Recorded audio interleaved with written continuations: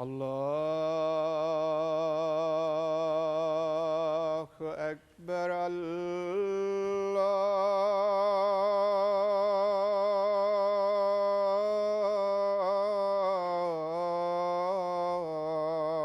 الله أكبر.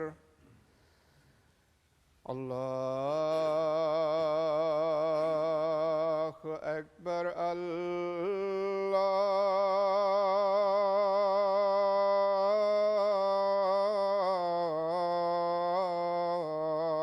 الله أكبر. أشهد أن لا إله إلا الله.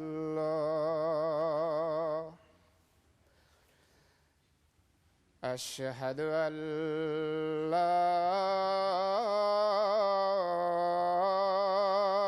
إله إلا الله.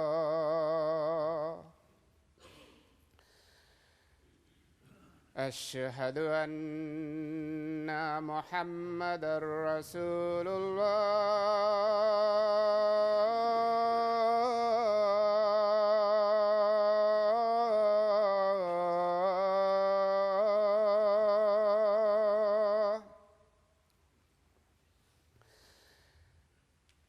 أشهد أن محمدًا رسول الله.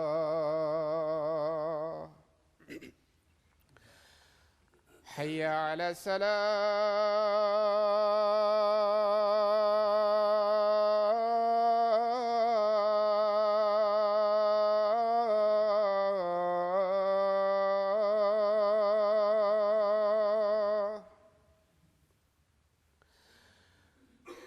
حي على الصلاة.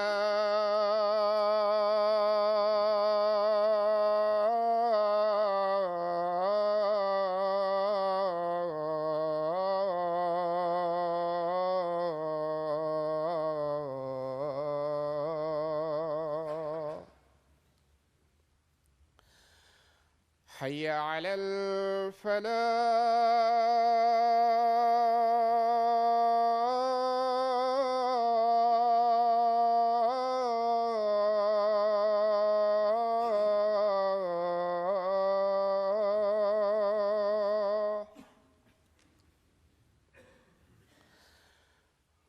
حي على الفلاح.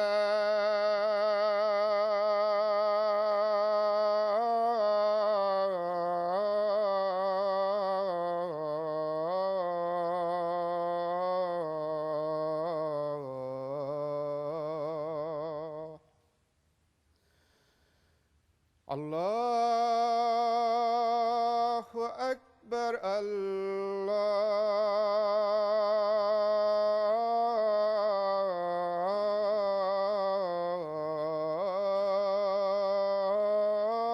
الله أكبر. لا إله إلا الله.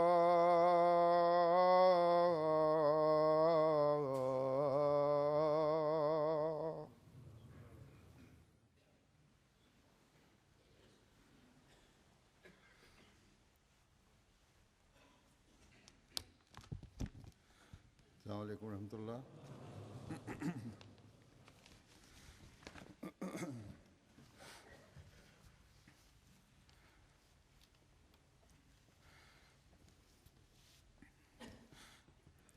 أشهد أن لا إله إلا الله وحده لا شريك له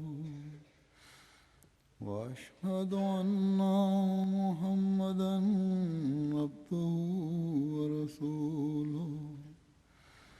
أما بعد فأعوذ بالله من الشيطان الرجيم. بسم الله الرحمن الرحيم الحمد لله رب العالمين الرحمن الرحيم مالك يوم الدين إياك نعبد وإياك نستعين اهدنا الصراط المستقيم صراط الذين أنعمت عليهم غير المغضوب عليهم ولا الضالين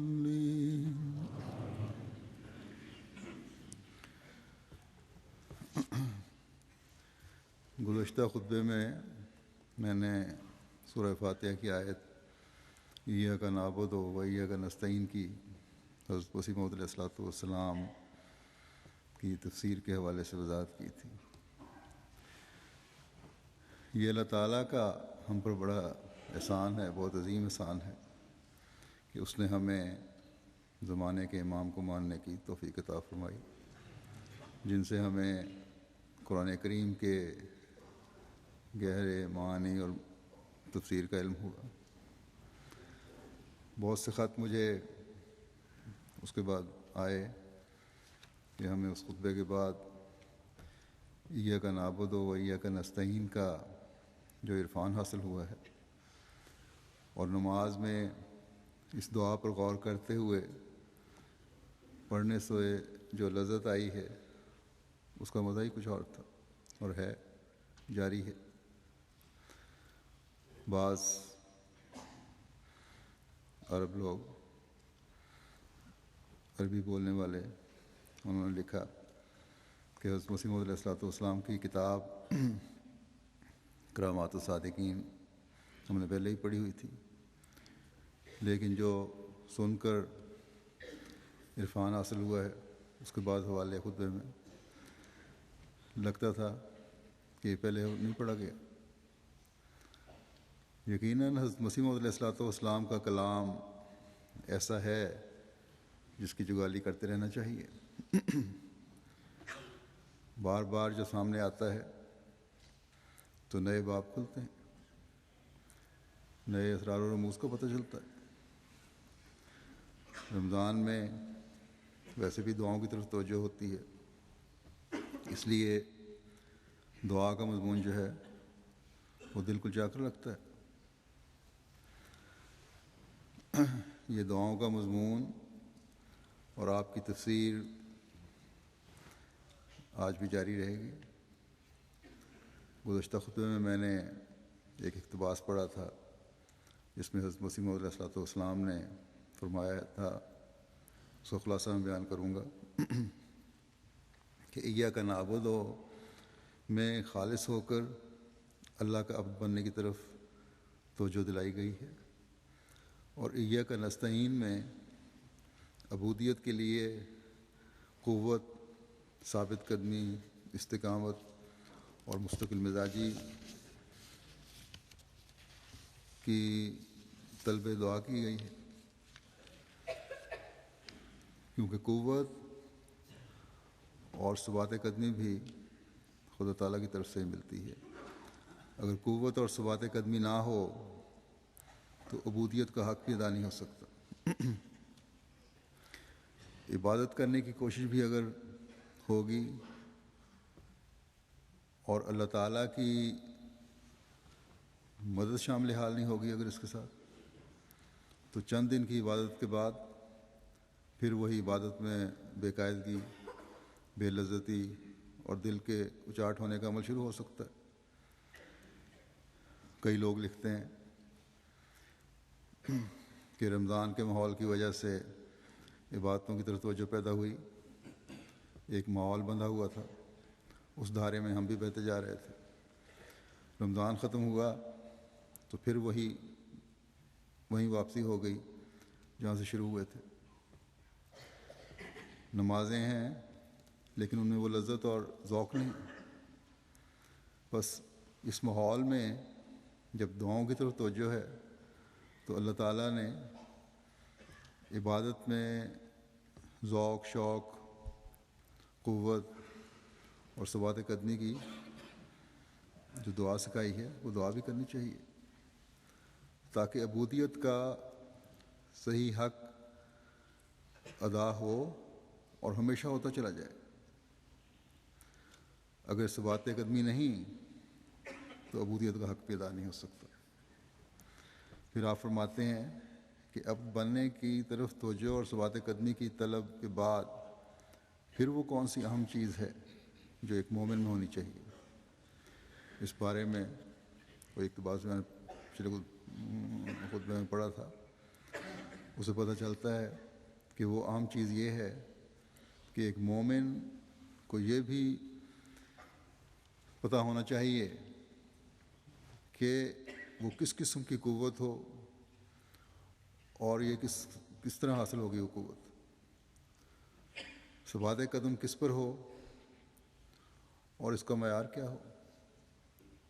اگر اس کا علم نہ ہو، اگر عبد بننے کے لیے ہدایت کے راستے کی نشاندہی نہ ہو تو پھر انسان اندھیرے میں ہاتھ پیر مارتا رہے گا۔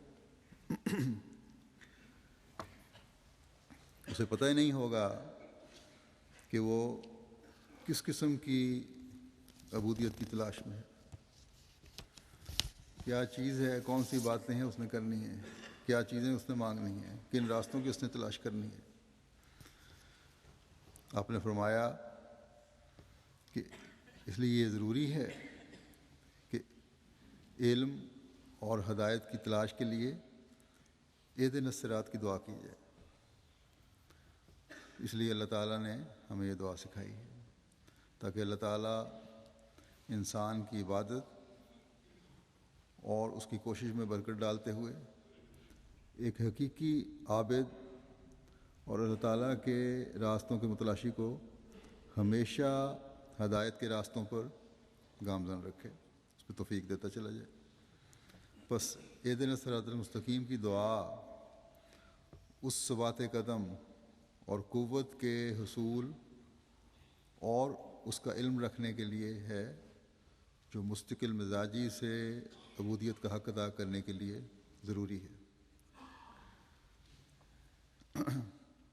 اس کے اعلیٰ معیار حاصل کرنے کے لیے ضروری ہے۔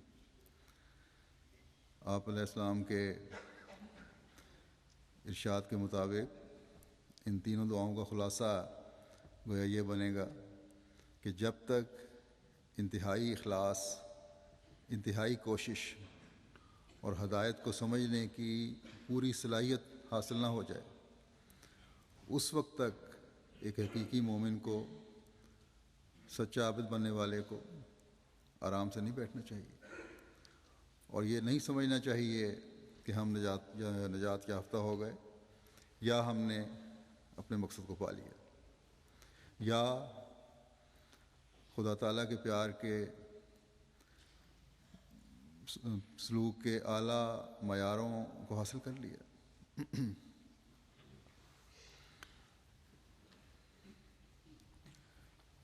وہ معیار جو ایک مومن کا مطمع نظر ہونے چاہیے۔ بس جب یہ سوچ ایک مومن کی ہو کہ ہم نے آرام سے نہیں بیٹھنا جب تک کہ ان راستوں پر نہیں چلتے، تو پھر ایسے مومن کے قدم آگے بڑھتے ہیں، پھر مسجدوں میں دل لگتے ہیں، پھر نمازوں کی حفاظت کی فکر ہوتی ہے، پھر رمضان کے روزوں کا حق ادا ہوتا ہے، پھر رمضان کے بعد بھی عبادت میں ذوق کی اور ایک شوق کی، اور ایک جس طرح پچھلے دفعہ میں نے پڑھا تھا فرمایا ایک جلن ہونی چاہیے، اس جلن کو حاصل کرنے کی کوشش رہتی ہے۔ گزشتہ جمعے میں جیسا کہ میں نے کہا ایاک نعبد و ایاک نستعین کی وضاحت تو کچھ حد تک ہو گئی تھی، اور اس کے مختلف پہلو جو تھے بیان فرمایا آپ نے حضرت مسیح علیہ السلام نے، وہ آپ کے سامنے رکھے تھے۔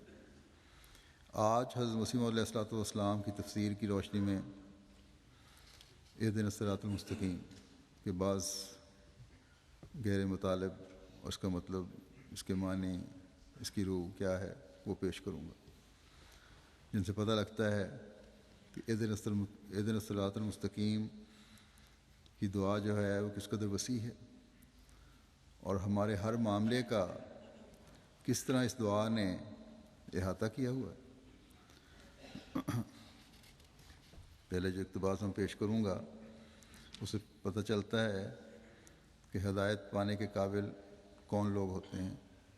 وہ کون لوگ ہیں جنہیں ہدایت پانے کے صحیح راستوں کو پتہ چلتا ہے اور ان راستوں پر چلنے کے لیے وہ کوشش کرتے ہیں۔ حضرت مسیح علیہ السلام فرماتے ہیں، یہ بھی کرامات الصادقین کا ہی حوالہ ہے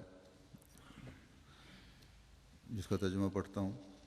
آپ نے فرمایا، اور اس صورت میں یعنی سورہ فاتحہ میں اللہ تعالیٰ اپنے مسلمان بندوں کو تعلیم دیتا ہے، بس گویا وہ فرماتا ہے، اے میرے بندو، تم نے یہود و نصارہ کو دیکھ لیا ہے، تم ان جیسے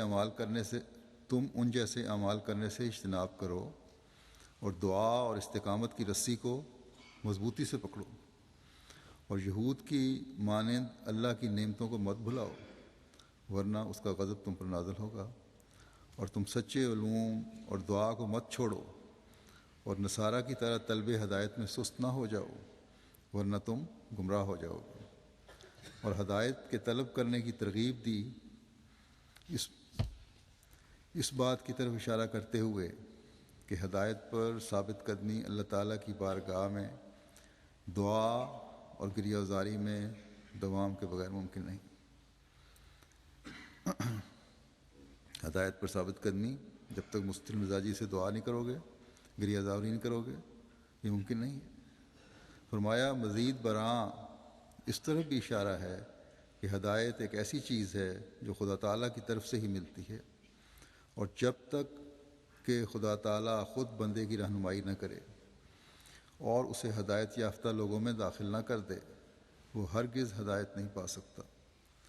پھر اس امر کی طرف بھی اشارہ ہے کہ ہدایت کی کوئی انتہا نہیں، اور انسان دعاؤں کی سیڑھی کے ذریعے ہی اس تک پہنچ سکتا ہے، اور جس شخص نے دعا کو چھوڑ دیا اس نے اپنی سیڑھی کھو دی۔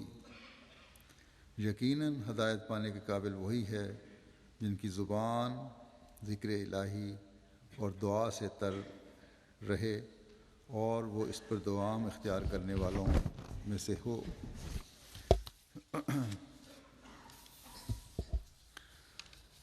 بس یہ ہیں ایک مومن کے لیے ہدایات جو ہدایت کی تلاش میں کہ دعا اور استقامت کی رسی کو مضبوطی سے پکڑو، یہ کبھی نہ چھوٹے، طلب ہدایت میں سست نہ ہو ورنہ گمراہ ہو جاؤ گے۔ یاد رکھو، ہدایت پر ثابت قدمی مستقل مزاجی سے دعا اور گریہ زاری کے بغیر یہ چیزیں ممکن نہیں۔ اگر دعا نہیں کرو گے تو ہدایت کے راستے بند ہو جائیں گے، کیونکہ ہدایت بندہ اپنے زور سے حاصل نہیں کر سکتا، بلکہ یہ خدا کی طرف سے ملتی ہے۔ پھر فرمایا، یہ بات ہمیشہ سامنے رکھو کہ یہ ہدایت کی کوئی انتہا نہیں ہے کہ ہم ہدایت پا لی، ہم نے اور جو حاصل کرنا تھا کر لیا۔ ایک مقام پر پہنچ کر یہ نہیں کہہ سکتے کہ میں مکمل طور پر ہدایت یافتہ ہو گیا۔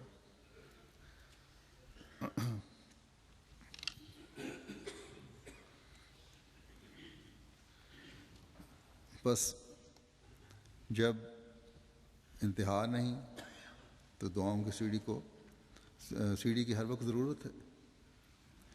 بس ایک مومن کی کوئی عام بات یاد رکھنی چاہیے کہ صرف وقتی عبادت ہدایت کا باعث نہیں بنتی، بلکہ حقیقی ہدایت پانے والے وہ ہیں جن کی زبان ذکر الہی اور دعا سے تر رہے۔ بس ان دنوں میں جب کہ ہمیں رمضان کی وجہ سے ذکر الہی کی طرف توجہ پیدا ہوئی ہے، دعاؤں کی طرف توجہ پیدا ہوئی ہے، اسے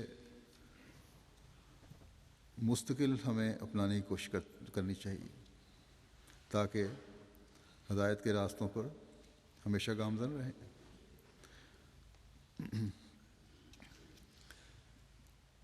اور اس کی اعلیٰ معیار حاصل کرنے کی ہم کوشش کرتے چلے جائیں۔ پھر ہمیں آپ صراط مستقیم کے معنی سمجھاتے ہوئے فرماتے ہیں کہ صراط لغت عرب میں اس راہ کو کہتے ہیں جو سیدھی ہو، یعنی تمام اجزاء اس کے وضع استقامت پر واقع ہوں اور ایک دوسرے کی نسبت عین محاذات پر ہوں، یعنی کوئی کجی نہ ہو، کوئی ٹیڑھا پن نہ ہو، کوئی پریشان کرنے والی چیز نہ ہو، واضح اور سیدھا اور ایک مقصد کی طرف لے جانے والا راستہ۔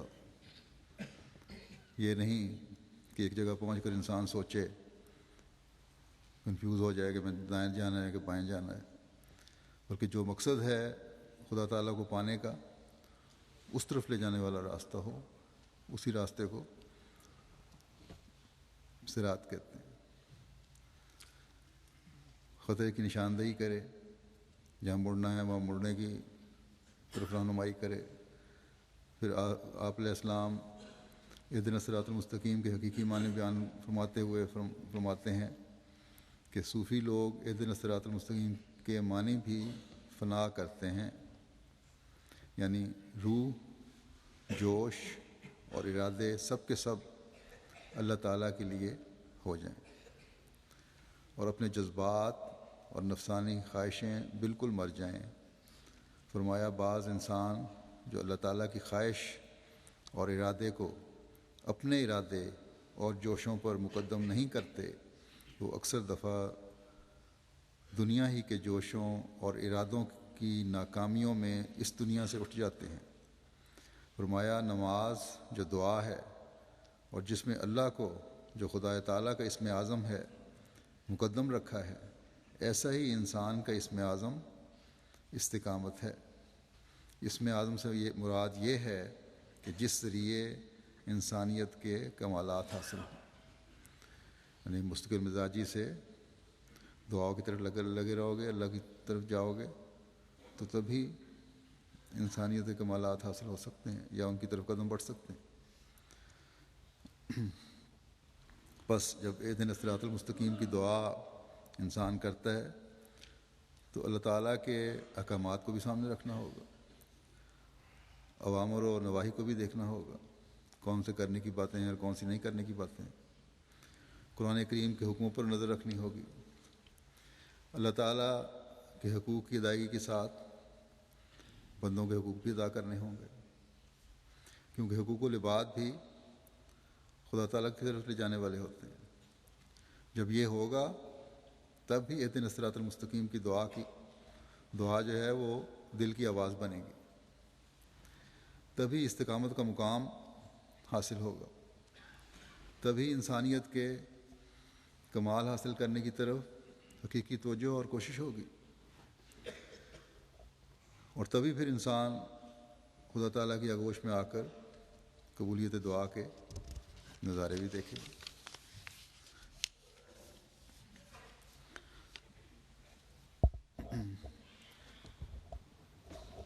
انسان جب استقامت دکھاتے ہوئے اللہ تعالیٰ کے آگے جھکتا چلا جاتا ہے، ہدایت پر رہنے کے لیے صرف خدا کو پکارتا ہے، پھر ہی صراط مستقیم قائم رہتی ہے۔ حضرت علیہ الصلوۃ والسلام ایک جگہ فرماتے ہیں اس مضمون کو آگے چلاتے ہوئے کہ دعا کا طریق یہی ہے کہ دونوں اسم اعظم جمع ہوں اور یہ خدا کی طرف جاوے، کسی غیر کی طرف رجوع نہ کرے، خواہ وہ اس کی ہوا و ہوس کا بت ہی کیوں نہ ہو۔ جب یہ حالت ہو جائے تو اس وقت ادعونی استجب لکم کا مزہ آ جاتا ہے۔ جب انسان ربنا اللہ کہتا ہے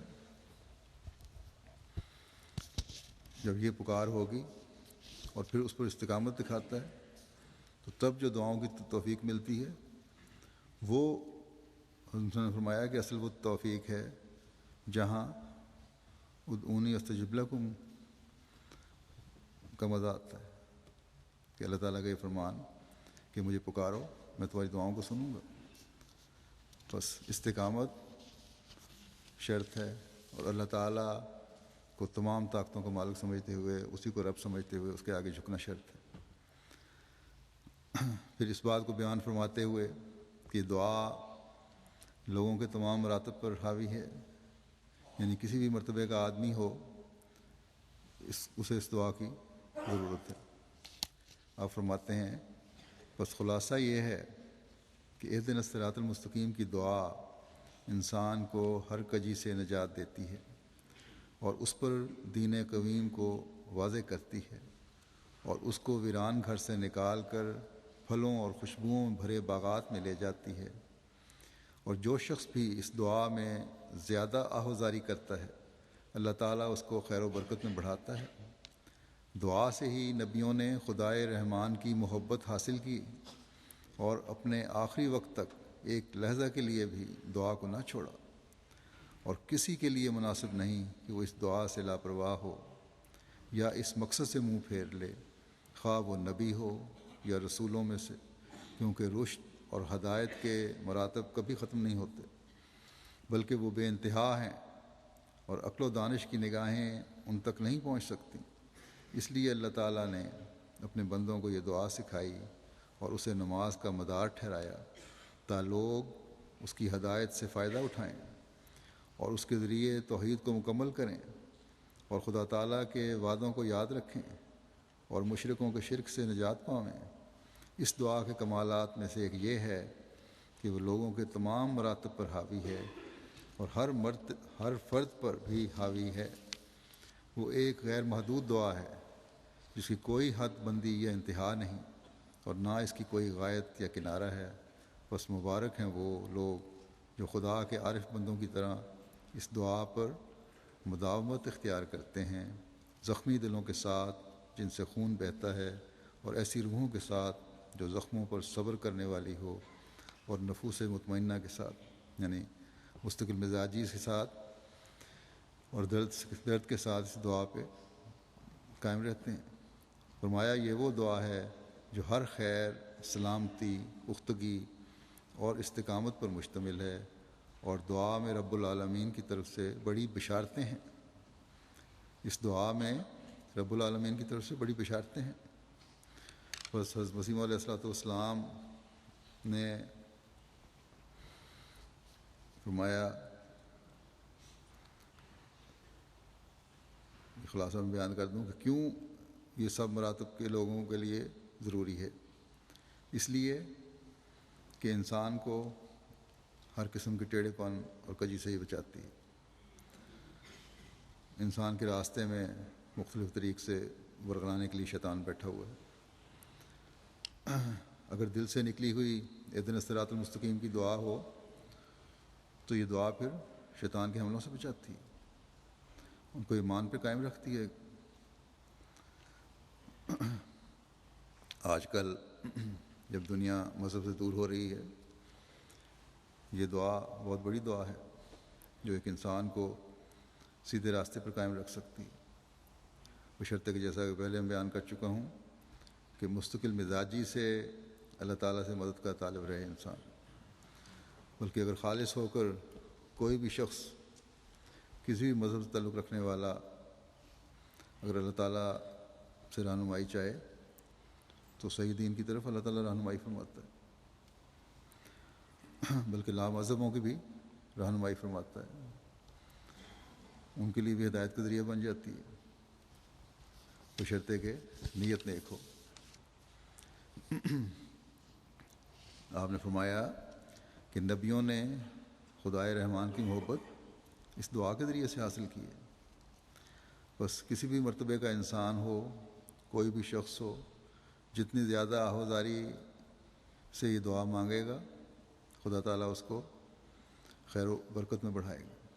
بس ایک مومن کہلانے کا دعویٰ کرنے والے کے لیے یہ کسی طرح بھی مناسب نہیں کہ وہ اس دعا سے غفلت برتے، بلکہ نبیوں اور رسولوں کے لیے بھی یہ دعا ضروری ہے، کیونکہ رشد و ہدایت کے مراتب اور معیار کبھی ختم نہیں ہوتے۔ ہر انسان کا جس کا اللہ تعالیٰ سے تعلق ہے، اس کا رشد و ہدایت کا ایک مرتبہ ہے، اور کیونکہ اللہ تعالیٰ کے انعامات کی کوئی حد نہیں، اس لیے ہدایت کے اگلے مرحلوں کی تلاش بھی ایک مومن کے لیے ضروری ہے۔ ایک جگہ پر پہنچ کر پھر اگلے مرحلے کو تلاش کرنا چاہیے، اور اس کی تلاش کے لیے اللہ تعالیٰ نے ہمیں دعا سکھائی ہے کہ اہدنا الصراط المستقیم۔ فرمایا کہ توحید بھی اس دعا کے ذریعے مکمل ہوتی ہے، کہ اللہ تعالیٰ کو پانے کے لیے، اس کے بتائے ہوئے ہدایت کے راستوں پر چلنے کے لیے اللہ تعالیٰ کے پاس ہی جایا جاتا ہے، اسی سے مدد مانگی جاتی ہے۔ وہی ہے جو ہمیں ہدایت یافتوں میں رکھ سکتا ہے، نہ کہ کوئی غیر۔ بس یہ دعا ہر مرتبے کے انسان کے لیے ضروری ہے، ہر اس شخص کے لیے ضروری ہے جو خدا کی بتائی ہوئی ہدایت کی تلاش میں ہے اور اس کے اعلیٰ مدارج حاصل کرنے کی کوشش کر رہا ہے یا چاہتا ہے۔ آپ نے فرمایا کہ حقیقی مومن وہی ہے جو مستقل مزاجی سے اور ایک درد کے ساتھ اس دعا کو کرنے والا ہے۔ بس جب یہ دعا ہر مرتبے کے لوگوں کے لیے ضروری ہے تو اس کی اہمیت بھی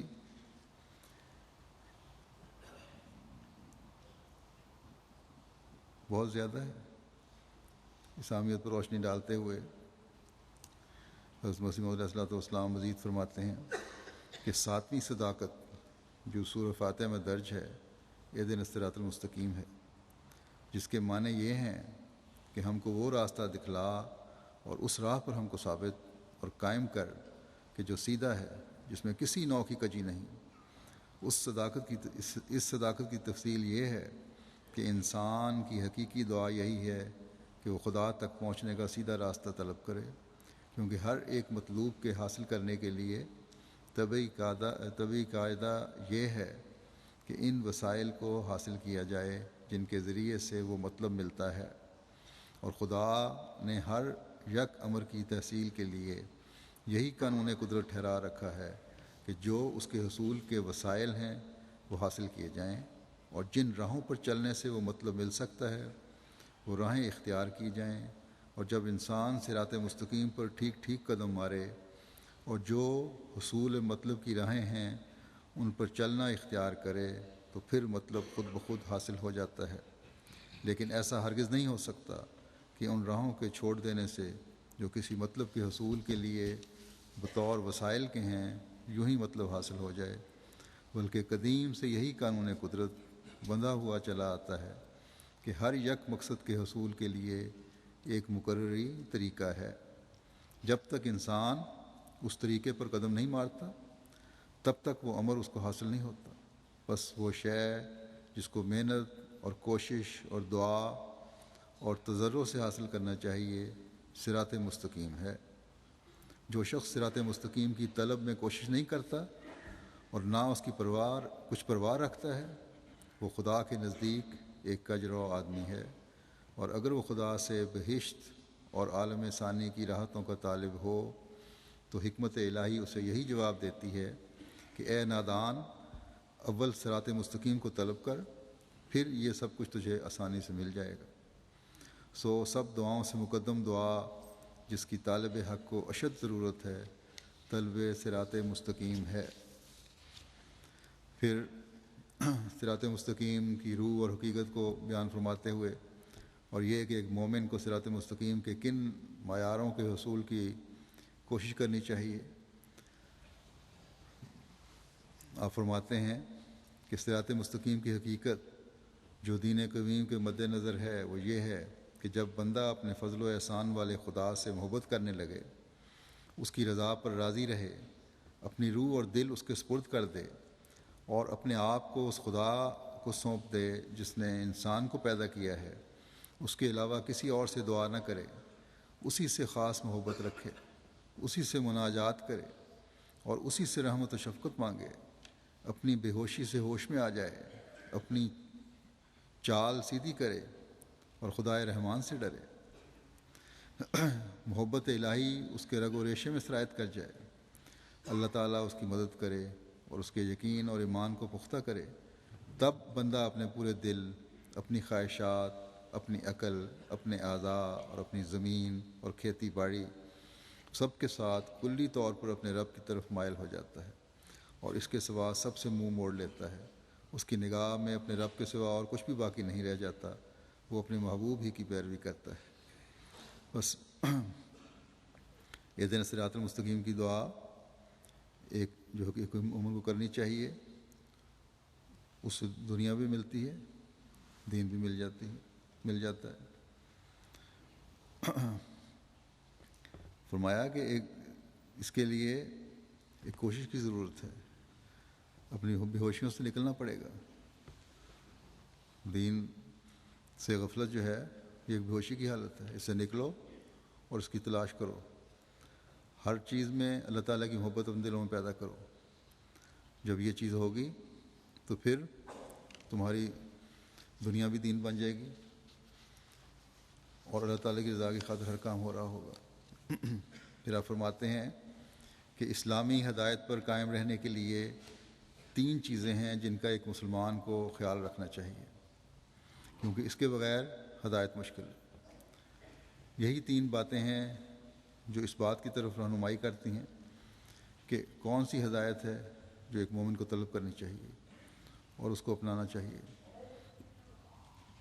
فرمایا سب سے پہلی چیز قرآن شریف جو کتاب اللہ ہے، جس سے بڑھ کر ہمارے پاس کوئی کلام قطعی اور یقینی نہیں، وہ خدا کا کلام ہے، وہ شک اور ظن کی علائشوں سے پاک ہے۔ دوسرے سنت ہے، اور سنت سے مراد ہماری صرف حضرت صلی اللہ علیہ وسلم کی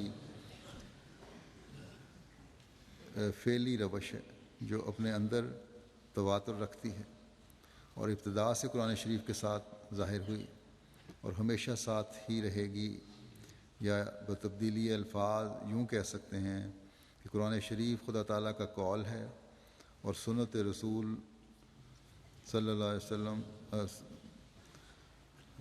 اور سنت رسول اللہ صلی اللہ علیہ وسلم کا فعل، اور قدیم سے عادت اللہ یہی ہے کہ جب انبیاء علیہ السلام خدا کا قول لوگوں کی ہدایت کے لیے لاتے ہیں تو اپنے فعل سے یعنی عملی طور پر اس قول کی تفسیر کر دیتے ہیں۔ ان کے عمل جو ہیں خدا تعالیٰ کے حکموں کی تعمیل ہوتی ہے، تفسیر ہوتی ہے، تا اس قول کا سمجھنا لوگوں پر مشتبہ نہ رہے، واضح ہو جائے ہر چیز، اور اس قول پر آپ بھی عمل کرتے ہیں اور دوسروں سے بھی کرواتے ہیں۔ اور تیسرا ہدایت کا ذریعہ حدیث ہے، اور حدیث سے مراد ہماری وہ آثار ہیں کہ جو قصوں کے رنگ میں حضرت صلی اللہ علیہ وسلم سے قریباً 150 برس بعد مختلف راویوں کے ذریعے سے جمع کیے گئے۔ حدیثیں جو ہیں وہ 150 سال بعد علیہ وسلم کی وفات کے جمع کی گئی تھی مختلف راویوں کے ذریعے سے، اس کی تیسری حیثیت ہے۔ بس ان میں سے وہ جو قرآن اور سنت سے نہیں ٹکراتی حدیث وہی صحیح حدیث ہیں اور ایک مومن کے لیے ہدایت کا ذریعہ ہیں۔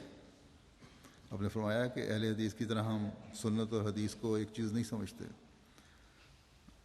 تو بہرحال یہ ایک تفصیلی لائحہ عمل ہے جو ایک مومن کی ہدایت کے لیے موجود ہے۔ جب بھی ہدایت کی دعا ایک مومن مانگے تو ان چیزوں کو سامنے رکھے اور ان کی تلاش میں رہے، اور یہی حقیقی ہدایت کی طرف رہنمائی کرے گی پھر، اور بندے کا خدا تعالیٰ سے تعلق بھی پختہ ہوگا۔ بعض لوگ پیروں فقیروں کے چکر میں پڑ جاتے ہیں، بعض دفعہ مجھے شکایتیں ملتی ہیں غیروں کے زیر اثر بعض احمدی بھی پیروں یا دعاؤں کے دوسروں سے دعاؤں کی طرف زیادہ توجہ ہوتی ہے اور اپنی دعاؤں کی طرف کم توجہ ہوتی ہے، یا جادو ٹونے پہ یقین ہوتا ہے، اس کے لیے دوسروں کے پاس جاتے ہیں اس کو تڑوانے کے لیے، اور بعض دفعہ غیروں کے پاس بھی چلے جاتے ہیں۔ جہالت اس تک حد تک ہے بعض لوگوں میں،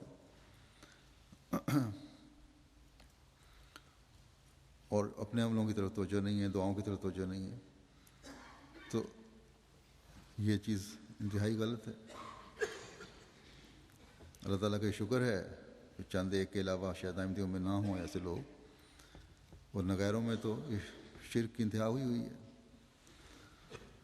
اور پھر مومن اور مسلمان بھی اپنے آپ کو سمجھتے ہیں لوگ۔ پھر حضرت مسیح موعود علیہ السلام فرماتے ہیں کہ قرآن شریف میں اسلام کے بارے میں کہ اس کا نام استقامت ہے، آپ فرماتے ہیں قرآن شریف میں اس کا نام استقامت رکھا ہے، یعنی اسلام کا نام استقامت رکھا ہے، جیسا کہ وہ دعا سکھلاتا ہے کہ اہدنا الصراط المستقیم صراط الذین انعمت علیہم، یعنی ہمیں استقامت کی راہ پر قائم کر۔ استقامت وہ رستہ جس کو مستقل مزاجی سے انسان چلے اور ہدایت یافتہ ہو۔ آپ نے فرمایا اس لیے اسلام کا نام اس حوالے سے قرآن کریم میں استقامت ہے۔ فرمایا کہ ان لوگوں کی راہ جنہوں نے تجھ سے، اس کا ترجمہ کرتے ہوئے فرماتے ہیں یعنی ہمیں استقامت کی راہ پر قائم کر، ان لوگوں کی راہ جنہوں نے تجھ سے انعام پایا اور جن پر آسمانی دروازے کھلے۔ فرماتے ہیں کہ واضح رہے کہ ہر ایک چیز کی وضع استقامت اس کی علت غائب پر نظر کر کے سمجھی جاتی ہے، اس کی وجہ، اصل وجہ جو ہے اس پر غور کر کے سمجھی جاتی ہے، اور انسان کے وجود کی علت غائب یہ ہے، مقصد کیا ہے انسان کے وجود کا، کہ نوع انسان خدا کے لیے پیدا کی گئی ہے، کہ انسان جو ہے وہ خدا تعالیٰ کے لیے پیدا کیا گیا ہے، اس کی عبادت کے لیے پیدا کیا گیا ہے۔ بس انسانی وضع استقامت یہ ہے کہ جیسا کہ وہ اطاعت ابدی کے لیے پیدا کیا گیا ہے، ایسا ہی وہ در حقیقت خدا کے لیے ہو جائے، اور جب وہ اپنے تمام قوا سے خدا تعالیٰ کے لیے ہو جائے گا تو بلا شبہ اس پر انعام نازل ہوگا، جس کو دوسرے لفظوں میں پاک زندگی کہہ سکتے ہیں۔ جیسے کہ تم دیکھتے ہو آپ کی طرف کی کھڑکی کھولی جائے تو آفتاب کی شعائیں ضرور کھڑکی کے اندر آ جاتی ہیں، ایسا ہی جب انسان خدا تعالیٰ کی طرف بالکل سیدھا ہو جائے اور اس میں اور خدا میں کچھ حجاب نہ رہے، تب فی الفور ایک نورانی شعلہ اس پر نازل ہوتا ہے اور اس کو منور کر دیتا ہے اور اس کی تمام اندرونی غلاظت دھو دیتا ہے۔ تب وہ ایک نیا انسان ہو جاتا ہے اور ایک بھاری تبدیلی اس کے اندر پیدا ہوتی ہے۔ تب کہا جاتا ہے کہ اس شخص کو پاک زندگی حاصل ہوئی۔ اس پاک زندگی کے پانے کا مقام یہی دنیا ہے۔ اسی کی طرف اللہ جل شانہ اس آیت میں اشارہ فرماتا ہے، من کان فی ھذہ اعمیٰ فہو فی الآخرۃ اعمیٰ واضل سبیلا، یعنی جو شخص جہان میں اندھا رہا اور خدا کے دیکھنے کا اس کو نور نہ ملا، وہ اس جہان میں بھی اندھا ہی ہوگا۔ پھر آپ اس بات کی وضاحت کرتے ہوئے کہ اہدنا الصراط المستقیم کی دعا کی قبولیت کے لیے کن پہلوؤں کو مد نظر رکھنا چاہیے، فرماتے ہیں کہ اہدنا الصراط المستقیم میں تمام مسلمانوں کو لازم ہے ایاک نعبد کا لحاظ رکھیں، کیونکہ ایاک نعبد کو ایاک نستعین پر مقدم رکھا ہے۔ بس عملی طور پر شکر کرنا چاہیے، اور یہی مطلب اہدنا الصراط المستقیم میں رکھا ہے۔ عملی شکر جو ہے وہ اہدنا الصراط المستقیم اس کی تفسیر ہے، یا اس میں وضاحت آئی ہے، یعنی دعا سے پہلے اسباب ظاہری کی نگہداشت ضروری طور پر کی جاوے اور پھر دعا کی طرف رجوع ہو۔ اولاً عقائد، اخلاق اور عادات کی اصلاح ہو، پھر اہدنا الصراط المستقیم، پہلے اپنے عقیدے درست کرو، بدعات اور غلط قسم کے جو چیزیں رواج پا گئی ہیں ان کو چھوڑو، اس عقیدے پہ قائم ہو جو حقیقی اسلامی عقیدہ ہے۔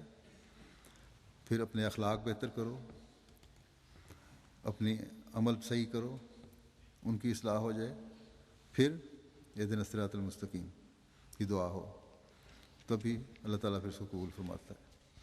فرمایا اہدنا الصراط المستقیم کی دعا تعلیم کرنے میں اللہ تعالیٰ نے چاہا کہ انسان 3 پہلو ضرور مد نظر رکھے. اول اخلاقی حالت، دوم حالت عقائد، سوم اعمال کی حالت. مجموعی طور پر یوں کہو کہ انسان خداداد قوتوں کے ذریعے سے اپنے حال کی اصلاح کرے، پھر اللہ تعالیٰ سے مانگے. جو اللہ تعالیٰ نے طاقتیں دی ہیں انسان کو، عقل ہے، شعور ہے، اس کے ذریعے سے اپنی اصلاح کی کوشش کرے اور پھر اللہ تعالیٰ سے مانگے کہ جو مجھ میں تھا اس کو تو استعمال کر رہا ہوں، اب تو مجھے ہدایت کی طرف لے کر آ، کیونکہ تیری مدد کے بغیر ہدایت نہیں مل سکتی. یہ مطلب نہیں کہ اصلاح کی صورت میں دعا نہ کرے، اس وقت بھی مانگتا رہے. جب خود اپنے طور پہ بھی کوشش کر رہا ہے تب بھی دعا ضروری ہے. فرمایا کہ اہدنا الصراط المستقیم میں دعا انسان کی زبان، قلب اور فعل سے ہوتی ہے. یعنی زبان سے بھی اس کا اظہار ہو رہا ہو، دل سے بھی اس کا اظہار ہو رہا ہو، اور انسان کے ہر عمل سے اس کا اظہار ہو رہا ہو، تبھی اہدنا الصراط المستقیم کی دعا حقیقی دعا بنے گی. اور جب انسان خدا سے نیک ہونے کی دعا کرے تو اسے شرم آتی ہے، مگر یہی ایک دعا ہے جو ان مشکلات کو دور کرتی ہے. جب انسان زبان سے اقرار کرے گا، دل بھی اس کا اس طرح مائل ہوگا، کوشش بھی ہوگی، تو ظاہر ہے پھر یہ توجہ بھی پیدا ہوگی کہ اللہ تعالیٰ سے میں مانگ رہا ہوں. اب تو اس شرم کے ساتھ یعنی کہ دوہرا عمل ہو جائے گا.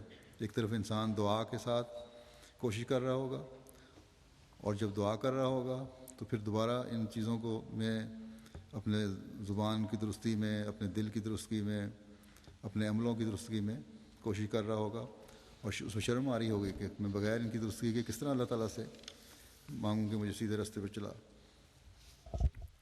پھر آپ فرماتے ہیں کہ اہدنا الصراط المستقیم کی دعا دین اور دنیا کی ساری حاجتوں پر حاوی ہے، کیونکہ کسی امر میں جب تک صراط مستقیم نہ ملے کچھ نہیں بنتا. یہ صرف روحانی طور کے لیے دعا ضروری نہیں ہے، بلکہ دنیا کی حاجتوں کے لیے بھی دعا ضروری ہے اہدنا الصراط المستقیم کی. فرمایا کہ طبیب کو، زراعت کرنے والے کو، غرض ہر انسان کو ہر کام میں صراط مستقیم کی ضرورت ہے. کوئی ذمہ دار ہے، ڈاکٹر ہے، یا کسی بھی پیشے کرنے والا ہے، اس کو اپنے کام میں صراط مستقیم کی ضرورت ہے. اگر نہیں ہوگی تو اس کے کام میں خرابی پیدا ہوگی. فرماتے ہیں کہ بہترین دعا فاتحہ ہے، کیونکہ وہ جامع دعا ہے. جب ذمہ دار کو ذمہ داری کا ڈھب آ جاوے گا تو وہ ذمہ داری کے صراط مستقیم پر پہنچ جائے گا. اگر ایک ذمہ دار ہے، اس کو جب ذمہ داری کرنے کا صحیح طریقہ آئے گا تو تبھی وہ ذمہ داری کے صراط مستقیم پر پہنچے گا. ایک ڈاکٹر ہے، جب وہ پورا کوالیفائی کر لیتا ہے، پڑھائی مکمل کر لیتا ہے، پھر اس کی مختلف جگہوں پر جو اس کا ہاؤس جاب ہوتے ہیں وہ مکمل کرتا ہے، پھر بعض تجربہ کار ڈاکٹروں کے ساتھ کام کرتا ہے، تو تبھی اس کو مختلف مدارج جو ہیں صراط مستقیم کے حاصل ہوتے ہیں. اسی طرح دوسرے پیشے کے لوگ ہیں.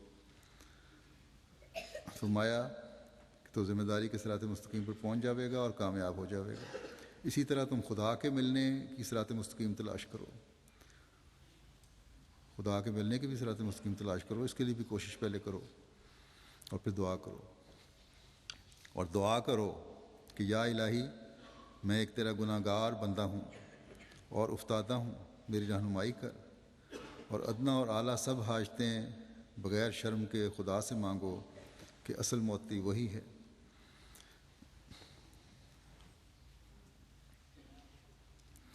بہت نیک وہی ہے جو بہت دعا کرتا ہے. اصل نیکی یہی ہے کہ بہت دعا کرو. بس جیسا کہ میں نے کہا، نہ کسی پریشانی کے دور کرنے کے لیے کسی جادو ٹونے کو زائل کرنے والے کی ضرورت ہے، نہ دعاؤں کی قبولیت کے لیے کہیں پیروں فقیروں کے قبروں پر جانے کی ضرورت ہے۔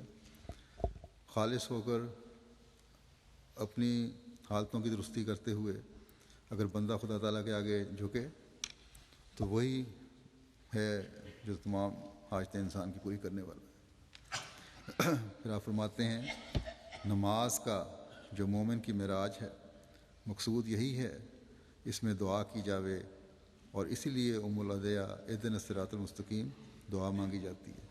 خدا فرماتے ہیں کہ نماز میں خالص ہو کر یہ دعا مانگو، اور اہدنا الصراط المستقیم جو ہے وہ دعاؤں کی ماں ہے۔ نماز معراج ہے دعاؤں کی، اور اس میں اہدنا الصراط المستقیم کی دعا دعاؤں کی ماں ہے، اور یہ مانگو تو اللہ تعالیٰ اپنے فضلوں کے دروازے کھولتا ہے۔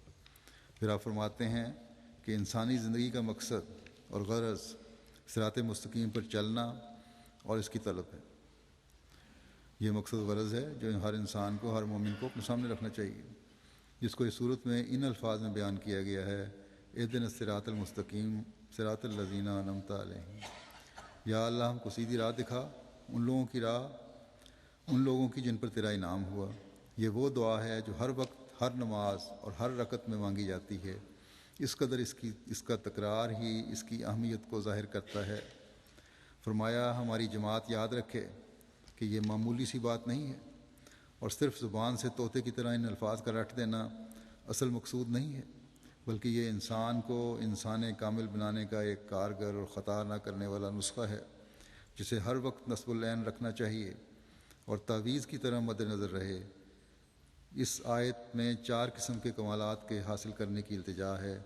اگر یہ ان 4 قسم کے کمالات کو حاصل کرے گا تو گویا دعا مانگنے اور خلق انسانی کے حق کو ادا کرے گا، اور ان استعدادوں اور قوا کے بھی کام میں لانے کا حق ادا ہو جائے گا جو اس کو دی گئی ہے۔ صراط الذین انعمت علیہم میں جو 4 معیار ہیں، نبی ہے، صدیق ہے، شہید ہے اور صالح، تو یہ معیار ہیں۔ فرمایا کہ پھر آگے فرماتے ہیں کہ میں یہ بھی تمہیں بتانا چاہتا ہوں کہ بہت سے لوگ ہیں جو اپنے تراشے ہوئے وظائف اور اوراد کے ذریعے سے ان کمالات کو حاصل کرنا چاہتے ہیں، لیکن میں تمہیں کہتا ہوں کہ جو طریق حضرت صلی اللہ علیہ وسلم نے اختیار نہیں کیا وہ محض فضول ہے۔ حضرت صلی اللہ علیہ وسلم سے بڑھ کر منعم علیہ کی راہ کا سچا تجربہ کار اور کون ہو سکتا ہے، جن پر نبوت کے بھی سارے کمالات ختم ہو گئے۔ آپ نے جو راہ اختیار کیا ہے وہ بہت ہی صحیح اور اقرب ہے۔ اس راہ کو چھوڑ کر اور ایجاد کرنا خواہ و بظاہر کتنا ہی خوش کرنے والا معلوم ہوتا ہو، میری رائے میں ہلاکت ہے، اور خدا تعالیٰ نے مجھ پر ایسا ہی ظاہر کیا ہے۔ غرض منعم علیہم لوگوں میں جو کمالات ہیں اور صراط الذین انعمت علیہم میں جن کی طرف اللہ تعالیٰ نے اشارہ فرمایا ہے، ان کو حاصل کرنا ہر انسان کا اصل مقصد ہے، اور ہماری جماعت کو خصوصیت سے اس طرف متوجہ ہونا چاہیے، کیونکہ اللہ تعالیٰ نے اس سلسلے کے قائم کرنے سے یہی چاہا ہے کہ وہ ایسی جماعت تیار کرے جیسی حضرت صلی اللہ علیہ وسلم نے تیار کی تھی، تاکہ اس آخری زمانے میں یہ جماعت قرآن شریف اور حضرت صلی اللہ علیہ وسلم کی سچائی اور عظمت پر بطور گواہ ٹھہرے۔ پھر آپ نے فرمایا کہ یقیناً جانو کہ اللہ تعالیٰ اس وقت تک راضی نہیں ہوگا، اور نہ کوئی شخص اس تک پہنچ سکتا ہے جب تک صراط مستقیم پر نہ چلے۔ وہ اسی وقت ہو سکتا ہے جب اللہ تعالیٰ کی ذات اور صفات کو شناخت کرے اور ان راہوں اور ہدایتوں پر عمل درآمد کرے جو اس کی مرضی اور منشا کے موافق ہیں۔ جب یہ ضروری ہے تو انسان کو فرمایا کہ جب یہ ضروری ہے تو انسان کو چاہیے کہ دین کو دنیا پر مقدم رکھے۔ پھر اس دعا کی وسعت کے بارے میں فرماتے ہیں کہ دعا کے بارے میں یاد رکھنا چاہیے کہ اللہ تعالیٰ نے سورہ فاتحہ میں دعا سکھلائی ہے، یعنی اہدنا الصراط المستقیم صراط الذین انعمت علیہم۔ اس میں 3 لحاظ رکھنے چاہیے۔ ایک یہ کہ تمام بنی نوع کو اس میں شریک رکھے، جب یہ دعا کر رہے ہو تو کل انسانیت کو اس میں شریک کرو کہ اللہ تعالیٰ ان کو بھی ہدایت صراط مستقیم پہ چلائے اور ہدایت دے، اور ان کو بھی انعامات میں شامل کرے۔ پھر دوسرے نمبر پہ تمام مسلمانوں کو، ان کو بھی شامل کرو۔ پھر تیسرے ان حاضرین کو جو جماعت نماز میں داخل ہیں، جب مسجد میں نماز پڑھ رہے ہیں تمہارے ساتھ، ان کو اپنے ساتھ شامل کرو اس دعا میں۔ پس اس طرح کی نیت سے فرمایا، پس اس طرح کی نیت سے کل نوع انسان اس میں داخل ہوں گے، اور یہی منشا خدا تعالیٰ کا ہے، کیونکہ اس سے پہلے اسی صورت میں اس نے اپنا نام رب العالمین رکھا ہے، جو عام ہمدردی کی ترغیب دیتا ہے، جس میں حیوانات بھی داخل ہیں۔ پھر اپنا نام رحمان رکھا ہے، اور یہ نام نوع انسان کی ہمدردی کی ترغیب دیتا ہے، کیونکہ یہ رحمت انسانوں سے خاص ہے۔ اور پھر اپنا نام رحیم رکھا ہے، اور یہ نام مومنوں کی ہمدردی کی ترغیب دیتا ہے، کیونکہ رحیم کا لفظ مومنوں سے خاص ہے۔ اور پھر اپنا نام مالک یوم دین رکھا ہے، اور یہ نام جماعت موجودہ کی ہمدردی کی ترغیب دیتا ہے، کیونکہ یوم الدین وہ دن ہے جس میں خدا تعالیٰ کے سامنے جماعتیں حاضر ہوں گی۔ سو اسی تفصیل کے لحاظ سے اہدنا الصراط المستقیم کی دعا ہے۔ پس اس قرینے سے معلوم ہوتا ہے کہ اس دعا میں تمام نوع انسانی کی ہمدردی داخل ہے، اور اسلام کا اصول یہی ہے کہ سب کا خیر خواہ ہو۔ فرمایا آیت اہدنا الصراط المستقیم میں اشارہ ہے، اور اس امر پر ترغیب دلائی گئی ہے کہ صحیح معرفت کے لیے دعا کی جاوے۔ گویا کہ اللہ تعالیٰ ہمیں تعلیم دیتے ہوئے فرماتا ہے کہ تم اللہ تعالیٰ سے دعا کرو کہ وہ اپنی صفات کی ماہیت تمہیں دکھائے اور تمہیں شکر گزار بندوں میں سے بنا دے، کیونکہ پہلی قومیں اللہ تعالیٰ کی صفات، اس کے انعامات اور اس کی خوشنودی کی معرفت سے اندھا ہونے کے بعد ہی گمراہ ہوئی ہیں۔ انہوں نے اپنی زندگی کے دن ایسے اعمال میں ضائع کر دیے جن اعمال نے انہیں گناہوں میں اور بھی آگے بڑھا دیا۔ بس ان پر خدا کا غضب نازل ہوا اور ان پر خواری مسلط کر دی گئی، اور وہ ہلاک ہونے والوں میں شامل ہو گئے۔ اللہ تعالیٰ نے اپنے کلام غیر المغضوب علیہم میں اسی کی طرف اشارہ فرمایا ہے۔ سیاق کلام سے معلوم ہوتا ہے کہ اللہ تعالیٰ کا غضب انہی لوگوں کا رخ کرتا ہے جن پر اس غضب سے پہلے اللہ تعالیٰ نے انعام کیے ہوں۔ بس یہ بڑی غور کرنے والی چیز ہے۔ فرمایا کہ غضب انہی پہ ہوتا ہے جن پر اللہ تعالیٰ نے انعام کیے ہوں۔ بس اگر انسان سمجھے کہ مجھ پر اللہ تعالیٰ کے اتنے انعامات ہیں تو اس کو بہت زیادہ ڈر کے رہنا چاہیے۔ فرمایا پس اس آیت میں مغضوب علیہم سے مراد وہ لوگ ہیں جنہوں نے ان نعمتوں اور برکتوں کے بارے میں جو اللہ تعالیٰ نے خاص طور پر انہی پر نازل فرمائی تھیں، اس کے احکام کی نافرمانی کی، اپنی خواہشات کی پیروی کی، اور انعام کرنے والے خدا اور اس کے حق کو بھول گئے اور منکروں میں شامل ہو گئے۔ اسی طرح ضالین سے وہ لوگ مراد ہیں جنہوں نے صحیح رستے چلنے کا ارادہ تو کیا، لیکن صحیح علوم، روشن اور حقیقی معارف اور محفوظ رکھنے والی اور توفیق بخشنے والی دعائیں ان کے شامل حال نہ ہوئیں، بلکہ ان پر توہمات غالب آ گئے اور وہ ان کی طرف جھک گئے، جیسا کہ میں نے بتایا کہ آج کل بعض مسلمانوں کا بھی یہی حال ہے۔ فرمایا کہ اپنے صحیح راستوں سے بھٹک گئے اور سچے مشرب کو بھول گئے، بس وہ گمراہ ہو گئے اور انہوں نے اپنے افکار کو واضح اور کھلی سچائی کی چراگاہوں میں نہیں چھوڑا، اور ان کے افکار، ان کی عقلوں اور نظروں پر تعجب ہے کہ انہوں نے خدا تعالیٰ اور اس کی مخلوق پر وہ کچھ جائز قرار دے دیا جس کو فطرت صحیحہ اور قلبی انوار ہرگز قبول نہیں کرتے۔ وہ نہیں جانتے کہ شریعتیں دراصل طبائع کی بطور علاج خدمت کرتی ہیں، اور طبیب طبیعت کا معاون ہوتا ہے، نہ اس کا مخالف۔ بس افسوس ہے کہ یہ لوگ صادقوں کی راہ سے کتنے غافل ہیں۔ یہ بھی عربی ترجمہ ہے کرامات الصادقین کا۔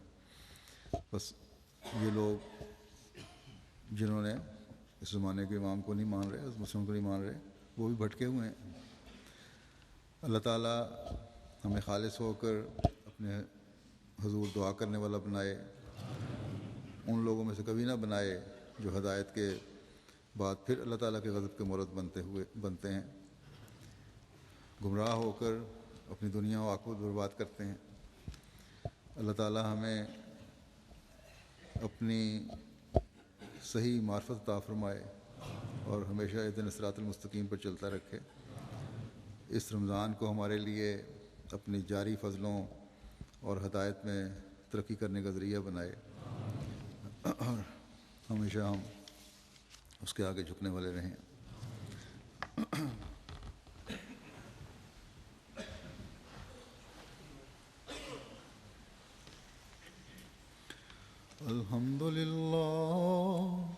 अल्हम्दुलिल्लाह नहमदुहु व नस्तईनुहु व नस्तगफिरुह व नु'मिनु बिही व नतवक्कलु अलैहि व नऊज़ु बिल्लाहि मिन शुरूरि अनफुसिना